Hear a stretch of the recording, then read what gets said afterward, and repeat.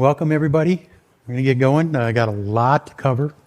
I'm going to try and make this, as simple as possible because, they came out with the announcements and said that, if you want to learn about how to create UIs for PowerShell, you want to attend these couple of sessions. I'm really not going to show you how to create the UIs. Mr. Hicks down here has an excellent session on how to do that. I'm actually just going to be talking about how the WSL interacts with the UIs. Okay? So, and showing you a whole bunch of demos around that. So, got a couple slides. I'll be going through those, and then we'll be moving on to all the demos. Many thanks to our sponsors. Thank you very much. I appreciate it, especially Mr.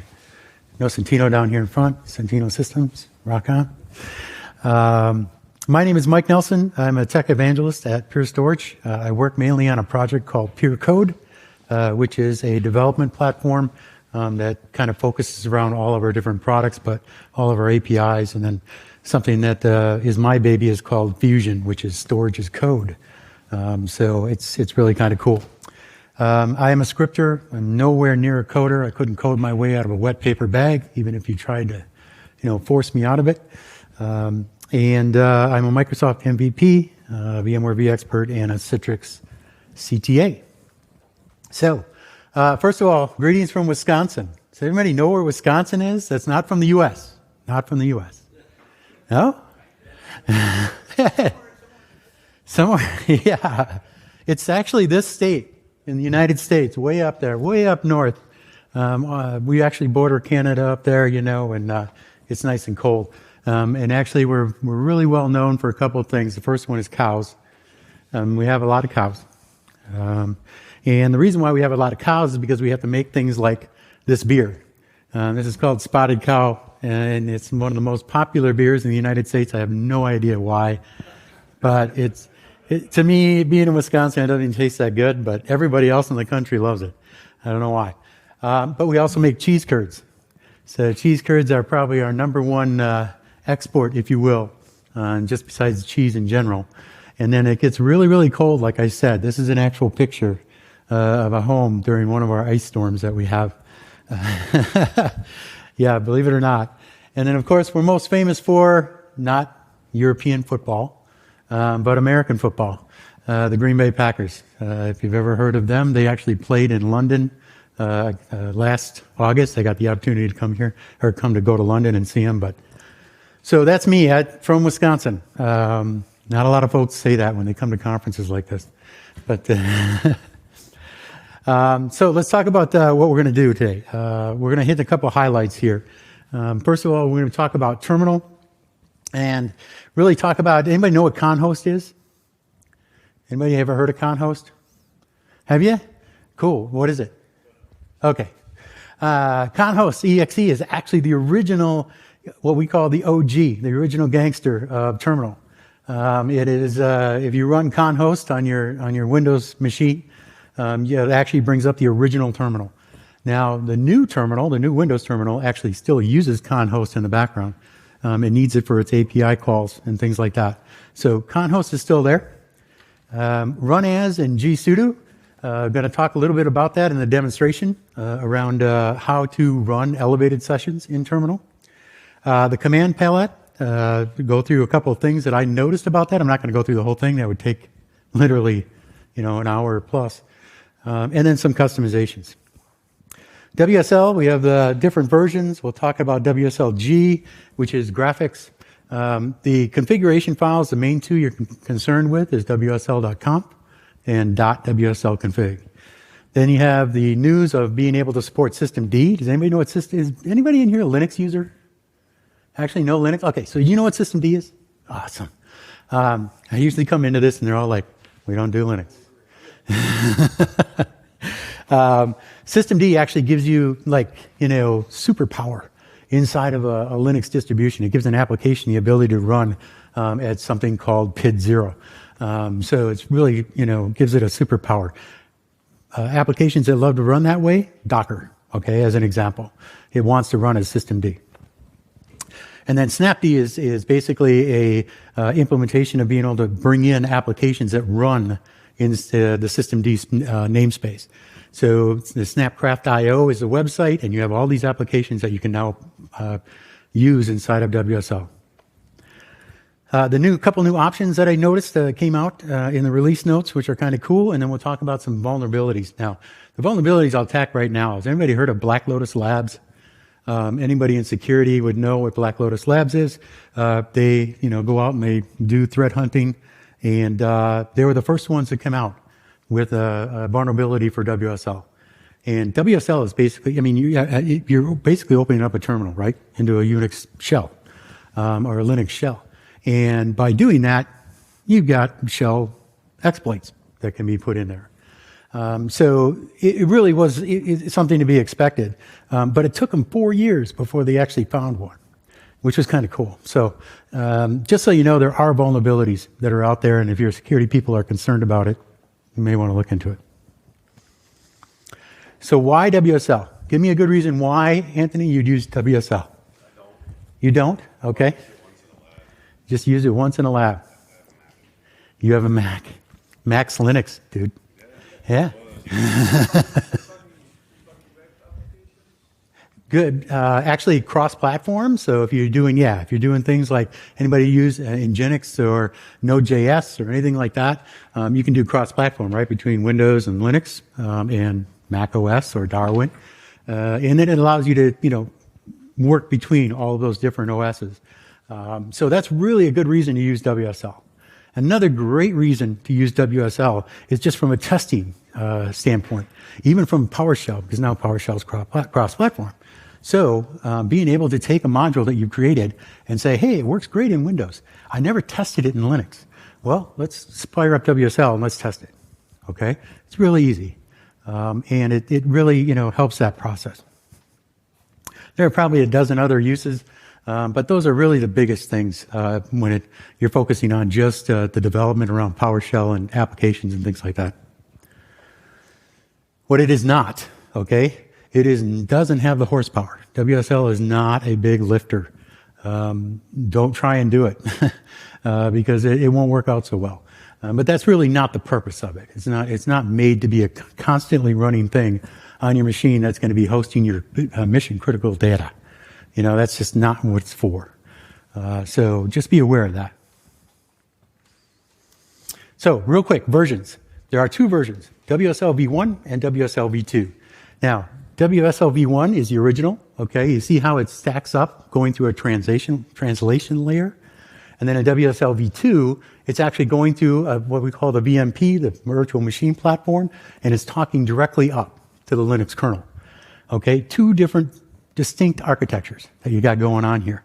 Another big thing is that WSL v1 does not compress or it expands out the entire file system for the Linux OS or the distribution that you're using. All right? Where WSL v2 puts it all inside of a VHDX file. So it's all inside of one single file. WSL v1 spreads it out. What does that offer? It offers WSL v1 to be very fast on file operations. WSL v2 sucks at it, plain and simple. So if you want fast file operations, stick with v1. If you want, more flexibility, more features, everything else, go to v2. There are people that still use v1, and I'll show an example of that. The reason is because they're hitting so many files, and they're doing so many things against the file system. That's why Microsoft is still supporting it. WSLG, this is the graphics. So there's a bunch of moving parts inside of here, but if you hear of WSLG, you've got moving parts around what they call the Wayland, when you're talking about the Weston, the XWSL, the Pulse Audio Server, all this stuff does is basically take the Linux applications, which they like to call X Windows apps, and be able to bring them and present them inside of Microsoft Windows, okay, and show them inside of that WSL.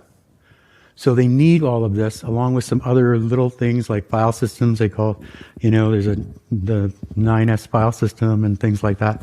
But they need those in order to be able to. And I'm losing my microphone. I'm sorry. Good. They need those in order to be able to interact with the Windows. And I'm Hopefully this doesn't fall off. Okay, that's what I got. Good, right? Enough slides. Who needs them? Okay. So let me shift over here. All right, so just starting out, I'll go through a couple things with Terminal. One thing I noticed is that when they did the keynote, the first one of the things I think Steven or I don't know who asked it, one of the people that was up there. Anyways, they asked the question, they said, how many folks in here use Terminal, use the new Terminal? There weren't a lot of people that didn't have their hands up, right? So that's one of the reasons why I'm not going to cover everything about Terminal. It would be a totally separate session that could last, a good hour. So I'm just going to hit some highlights here around Terminal. The first highlight I want to hit is, being able to do certain things. Now, if you've ever worked in Terminal for a long time, you do a lot of commands, you do things that are like, taking you forever to get through. You actually have the option to save everything that you do. I don't know if you knew that. In PowerShell, you have something called the start transcript. So it records everything that you're doing in PowerShell. Well, in Terminal, you can export all the text that you have inside of a window. And it exports everything that you've done. All you need to do basically is, and my mouse is there. Oh, there's my mouse. Where is it? There it is. Just right-click on the tab and do an export text. That's all you have to do. And it brings it out into a nice text file, and it has all the commands that you did inside of that session, inside of that pane.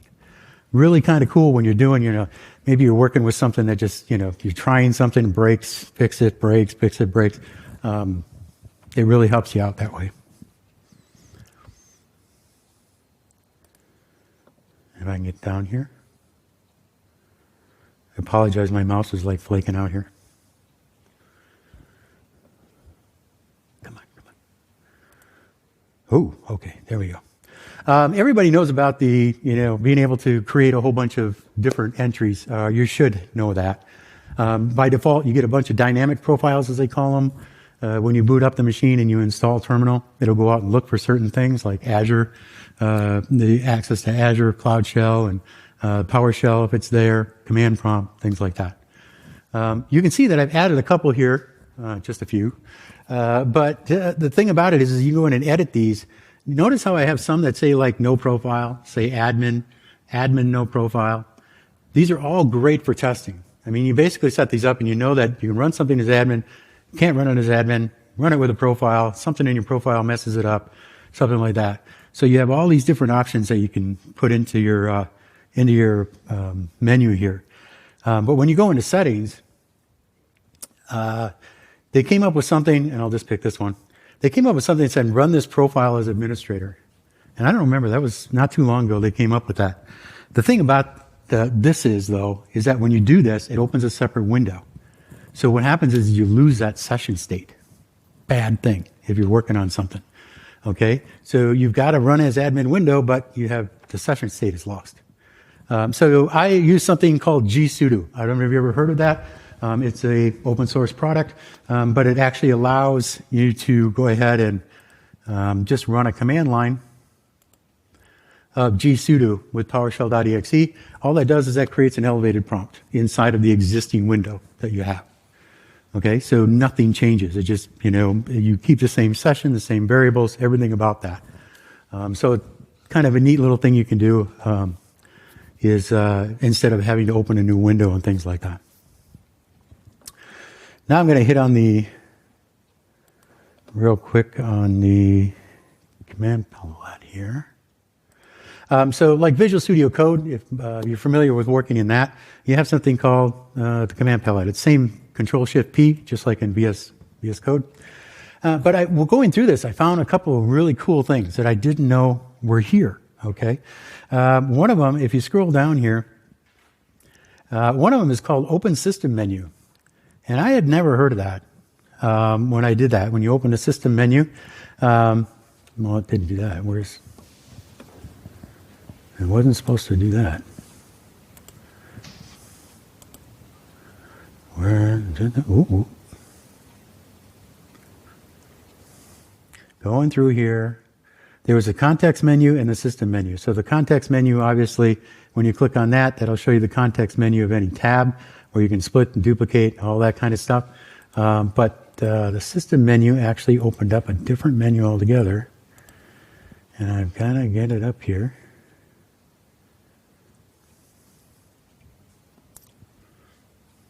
How come I can't find it now? Oh, there it is. That'd be the alt space. That should open up. That shouldn't open up. Yeah, it's opening up that. Anyways, it's not supposed to open that up. It's supposed to open up another menu. I don't know why it's doing that now. Probably because I was playing with it so much, trying to figure out how it worked. There's another one in here. I'll skip right over that because I can't get it to work. Is restart connection. So when you're actually in a connection, say I'm inside of this PowerShell connection, and I go to the command palette and I do a restart connection, it won't kill the session. I mean, it'll restart it, but it won't make you close the window and all that kind of fun stuff.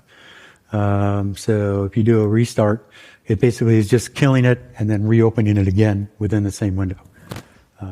So that's really kind of cool that you can do that as well. And that's what I've got for terminal. I'm sorry that the menu didn't work, but I don't know why that is. 15 minutes in, awesome. I can move into WSL because this is going to take longer. All right. Does anybody in here use WSL?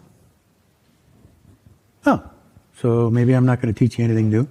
Sorry about that. Hopefully I will. WSL actually, when you first got it in Windows 10, you went through the control panel and you added WSL, the Windows Subsystem for Linux, and you did all that. You can still do that, or you can do it via PowerShell. But now it's available in the Windows Store, right? So you go into the Windows Store, you can actually click on it and bring it in there. One advantage of that, of adding a Windows Store, is that they are providing updates to that image faster than going through Windows Update. So, and they are bringing more capabilities for WSL v2 into the Windows Store image. Because I don't know if you know the background of how things work in the Windows Store, but it's not exactly the same image if you went and actually downloaded the raw, from GitHub or whatever. It's actually a separate repository. It's a separate thing. So I encourage people to get it from the Windows Store because it's much easier. And if you wanted to, when you get it from the Windows Store, you can't get WSL v1. You can only get WSL v2. So if you need v1, you still have to use the command line. Okay? And there's no way around that. You have to use a special command line switch called, install enable WSL1 in order to get it. So everybody know how to actually work with the WSL. When you're in here, WSL is just WSL, right? So you start that, it's going to start your default instance. Right now I'm inside of my default instance, which is Ubuntu. And you basically are inside of a Linux session at this point. Okay? Then you do an exit and you're back at your PowerShell prompt. Okay? So you're in and out. You can do the same thing with the tabs. It's just like me going into and starting this. It's the same thing. Now there's two files I want you to be looking at here that really work with the distributions and help them with configuration. One of them is called .wsl.config, which is global settings that's put inside of your user folder on the Windows box. And then there's something called wsl.conf, which is inside of each distribution, and it's per distribution settings. Okay, so if you have to make changes to one in WSLConf, you're not making it for all of them. But if you make the change inside of WSLConfig, you're making it for its global. Okay, so I'm going to show you mine real quick. And what I do is I put everything in there that it can be put in there, and then I comment it. So for WSLConfig, you can see you can change, nested virtualization. It's on by default. You can turn it off. You can actually change your kernel, change the amount of memory, which is huge, right? So you could, use as much memory as you need for distribution, along with processors.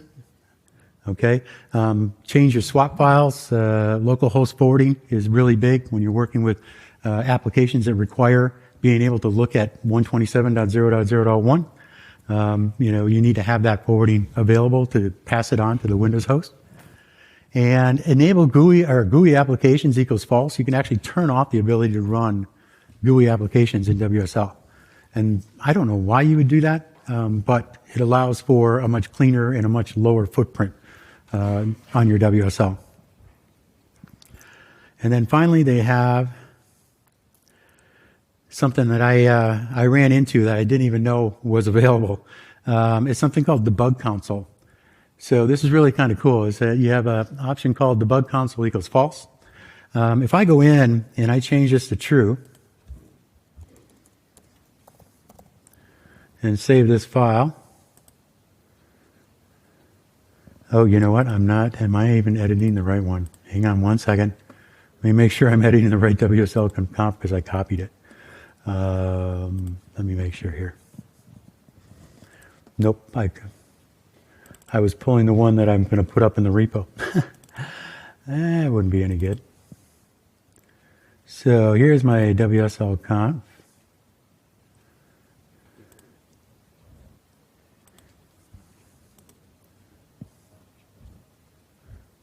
And WSLconfig. There we go. So that's the one I want.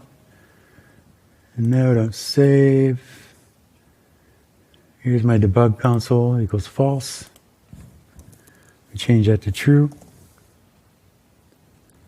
And save it. And remember when I ran WSL here, it just opened up and showed a prompt like that. Now if you run WSL,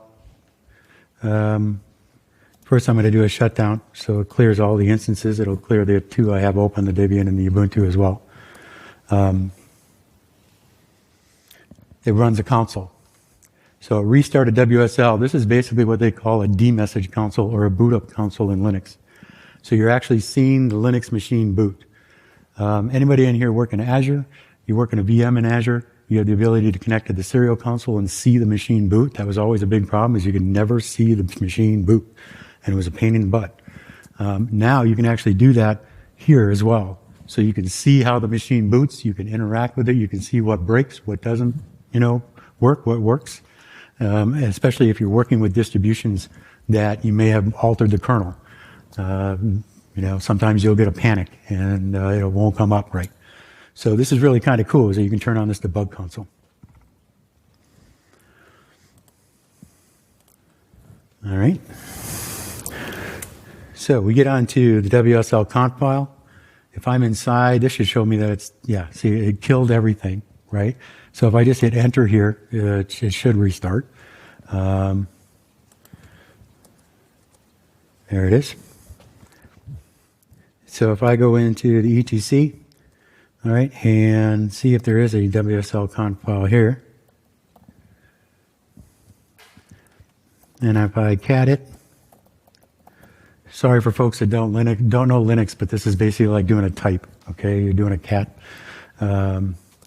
You can see that there are options that you can set, okay? And this is per distribution. So all these are outlined inside of the Microsoft documentation, but it allows you to see that you can do like systemd equals true. That'll allow you to put applications like Docker, okay, and some other ones, and be able to open them up automatically with the distribution. Same thing with, being able to do interoperability. The append Windows path is huge, because if you didn't have that append Windows path, if I were in here, and I'm going to go back to my home directory, and I did a code, if you do a code period inside of WSL, it's going to open VS Code. It actually installs a VS Code server in your WSL instance, but it opens it up, and it opens up in the current directory. That's what the period's for. So if you do that, you would not, VS Code wouldn't actually start if you had that interoperability set to false, because the WSL instance would not be able to see anything on that Windows side that it could interop with. Okay. So as you can see, it opens it up, and it's basically just a remote, inside of VS Code doing a remote explorer. And you can see right up here, it's inside my WSL Ubuntu preview instance. And I can bring up the Explorer, and it shows my WSL files there. And you can go in and edit them and do all kinds of whatever you need to do. Now, there is a new command that was added. If you see where it says boot system equals D equals true, there's a new command added underneath boot called command equals. So it'll automatically start a command when that instance starts. Now, what is that good for? Say you want to run an SSH server. okay, and you don't want to set it as a system service or with a system process, you can tell it to actually execute that command. It can be any command for Linux, anyone. Now, what's really kind of weird about this is that, I was reminded of this a little while ago, is that a couple of years ago when I gave this presentation, I started working with WSL. I ran into something that was really kind of unusual. I didn't know what it was. And I played around with it for a little bit, and it's really kind of cool. So when you run WSL distributions, you're not running a VM, okay? You're running a container, right?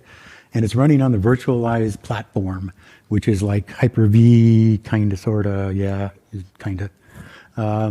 But it's basically running inside of a container, all right? And that one container, okay, is something that Microsoft calls Madrid. And Madrid is actually the code name for the back end of what WSL uses. And being able to use that Mariner. I'm sorry, not Madrid. Madrid is the other one. Mariner. Mariner actually runs as the back end kernel that allows this all to happen. You have the ability to customize that kernel. It is open source. But when you're actually in here, it needs something to be able to run WSL. So I'm going to kill all my WSL sessions here. And I'm probably going to regret doing this, but I'm going to do it anyways.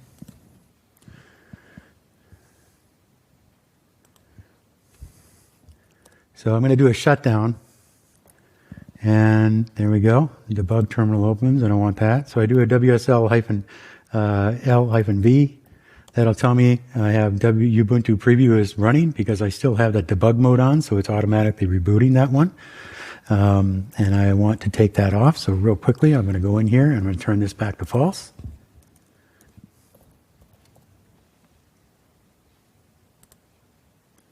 I'm going to save it. I'm going to stop everything. Now I'll look and see what I got running. And they're all stopped, okay? Which is good. So there's a command out there, and it's called HTS-diag. Okay, and you do an HTS-diag list. This is actually listing some of the containers that are running on this virtual platform. And you'll see that there's always one called Save as Template. That never goes away. That's all part of the platform when you enable it. But you'll also see a WSL one there. Okay, that is the Mariner image running in the background. So that's always going to be there unless you actually kill the service on the back end. All right, then it won't be running any longer.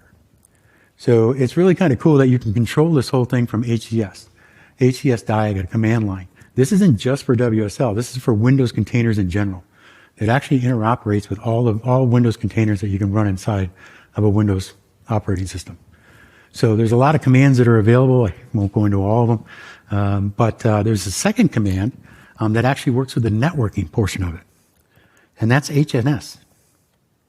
So if you do HNS list all, this is listing all the networking that's available. So if you look at it, you've got the default switch, then you've got your WSL, which also has its own subnet.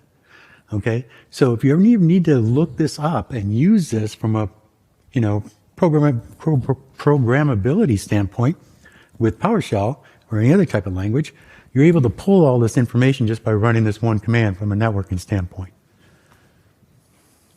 Even have load balancers in there. I haven't tried that yet. So that's the HTS compute service, HTS, and then you have the HNS, which is the networking service portion of it. There's also one called the guest compute services, GCS, but that has no command line. So not one I'm aware of. Maybe somebody from Microsoft is here and can tell me if they actually have it or not. So from that standpoint, now I'm going to get into the graphics. And get out of here. So there's a couple distributions out there I wanted to point out to you. First, I'm sorry. I want to hit a utility. If you work in WSL, you should have this utility, WSLU. Okay? There's a gentleman named Patrick Wu who actually works for Conical. And he is working on a whole team that brought together Ubuntu and WSL and how much they love each other, because really they have their own team that works on it at Conical. But Patrick Wu developed these utilities, And it really did a great job. They're utilities that can really help you out. If you take a look at, what they actually are, not the installation. That's how you install it. It's just a package that you install. But it gives you a bunch of utilities that Microsoft doesn't. So working with WSL, it'll help you out. So I encourage you to look at that. And this is Patrick Wu's space. He's not he's not very poetic with his web pages or anything like that, but he's an incredibly smart person. He presents a lot with a gentleman named Hayden Barnes, who works for HPE, and he is those two guys are like they know everything about the WSL and Linux subsystems. All right.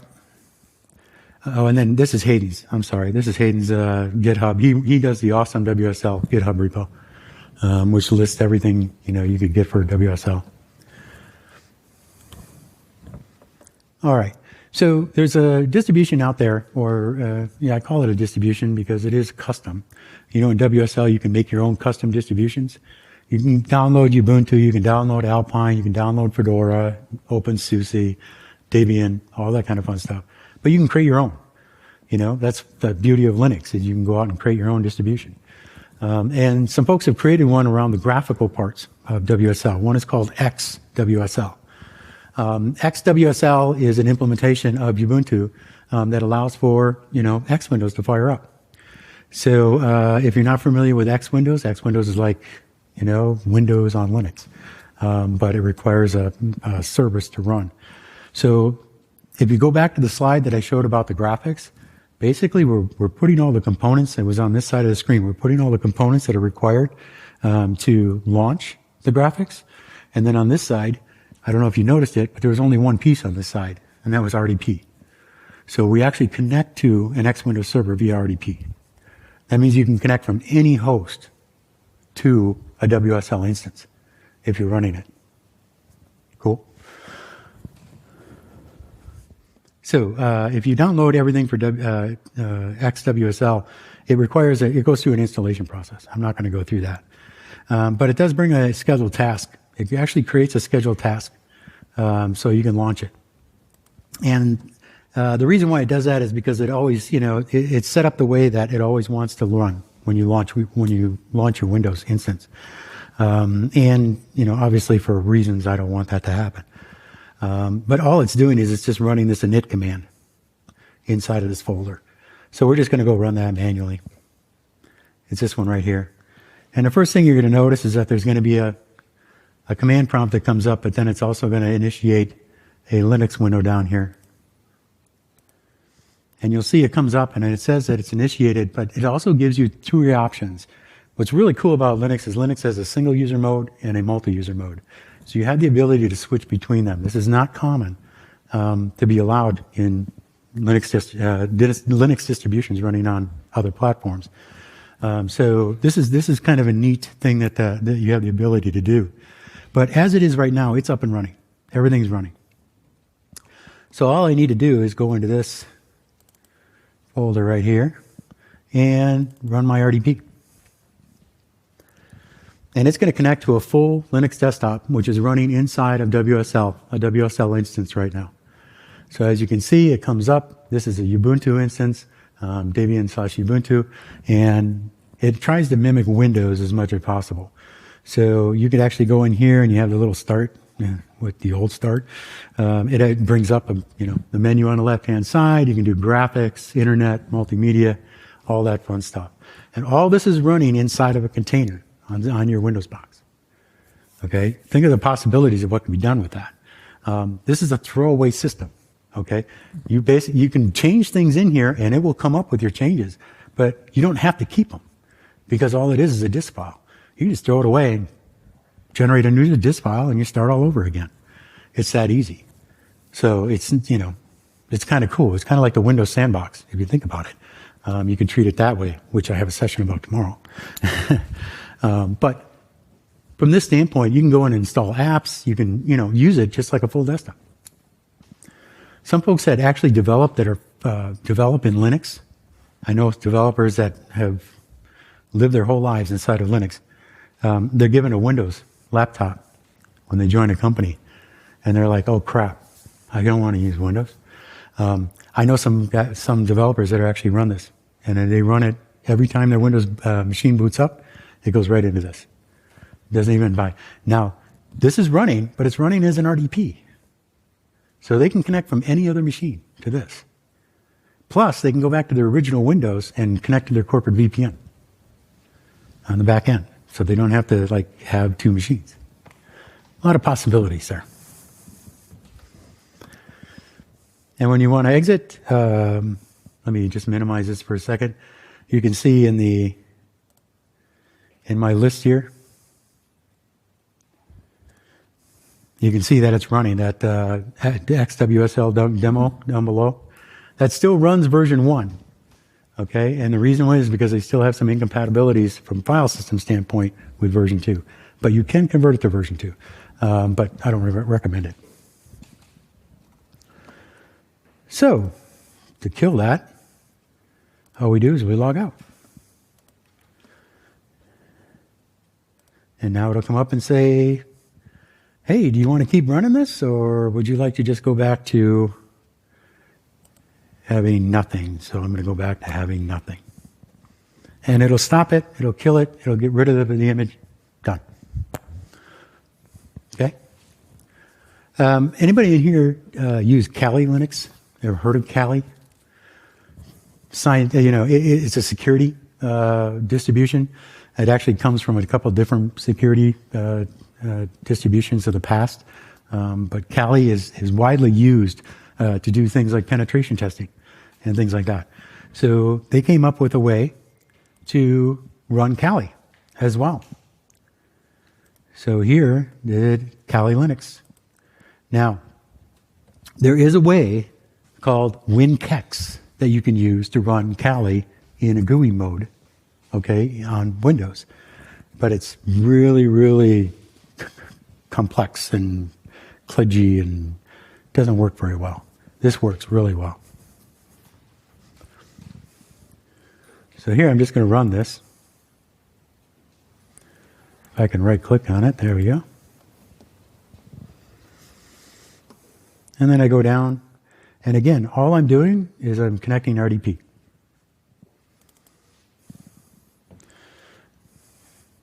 Whoops, did it actually start up? That's the question. Hopefully it did.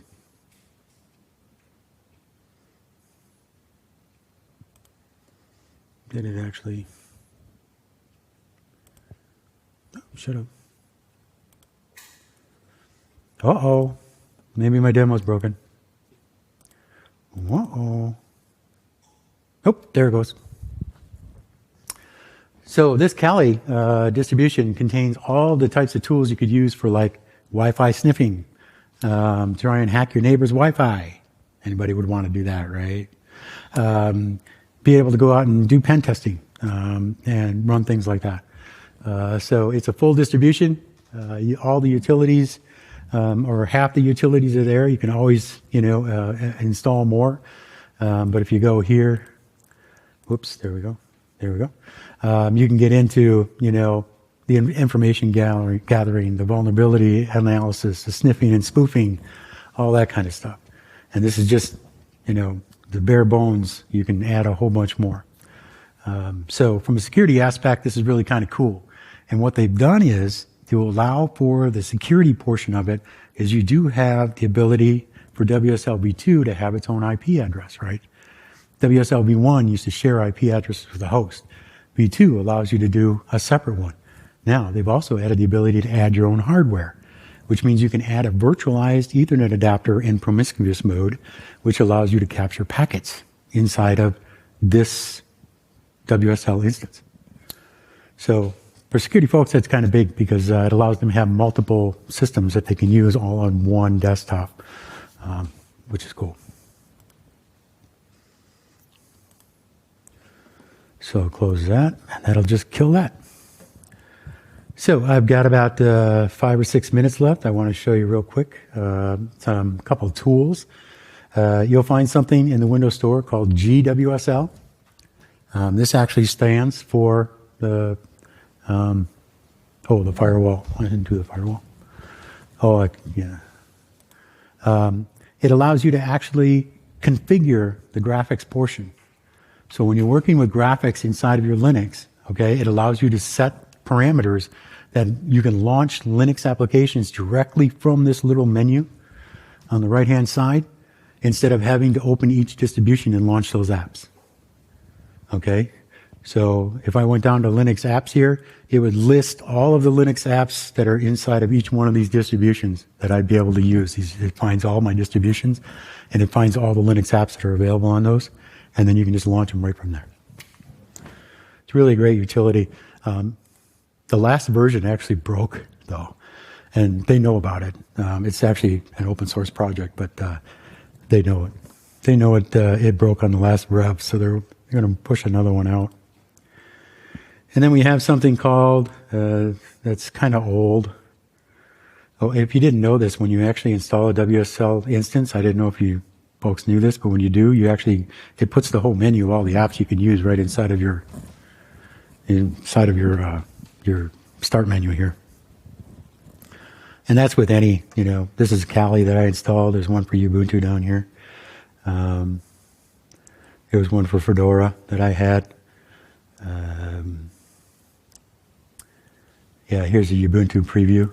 So all the things that I installed graphically under Ubuntu preview, you can just start by clicking on them. And I'll show you the power of the graphics here. Have you ever heard of an application called Blender? So Blender is like an AutoCAD program under Linux, okay? But it does more than that. It does 3D modeling, wire mesh, the whole bit. And it's a very, very intense CPU and memory application.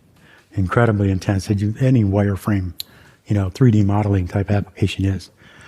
This is loading up on my little Surface Pro here, which has only got 8 gigs of RAM in it, I believe. 8 or 16, maybe it's 16. But I've only got 8 gigs going into this distribution that Blender's running in.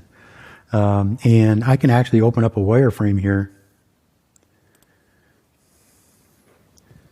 And I'll do the candy one. But, it takes a little bit, but when you think about it, if I were to dedicate more processors and more RAM to this, then you could actually run this, with very little effort. You can see the colors are just coming in now, so this is the graphics.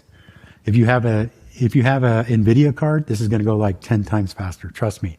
This is a built-in Microsoft Surface, Intel, chunky graphics, okay? You'll definitely do better. So if I just hit the play button here, it's rendering pretty good when you think about it. I'm running inside of a container.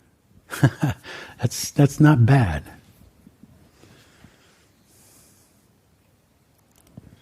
That just kind of shows the power of what can be done from the graphics standpoint. I've got about 3 minutes left. Does anybody have any questions I can answer? It was that boring, huh? Nothing? Nobody? Nothing? All right. Let me show you the last thing is, there is PowerShell modules. So WSL, there is a PowerShell module called WSL. Import or install -module WSL. And if I do the get command on it, I think I did it earlier, so I can just bring it up. Yeah. It basically is just allowing you to do the things that you can do with the wsl.exe command. All right? With a couple of changes. It's obviously, this thing is 1.0.0 and hasn't been updated in 3-4 years. Well, WSL.exe has had some changes since then. One of them is called WSL and with system. So what do you think that does? I'm just throw it out there. What's that? It actually interacts with the Microsoft kernel directly. So Microsoft gives you the ability to interact command line with their kernel. This is the WSLG kernel, better known as Mariner. All right, so you're in here, you can do things, you can change things. It is a read-only image at this standpoint. So when you quit WSL, it spins up a whole new image, okay? Now, you can take this image and you can export it, and then you can go ahead and change it any way you want, and then use that as your default if you want. So I don't think they'd ever do that with Windows, but they certainly allow you to do it with Linux. So, kind of cool.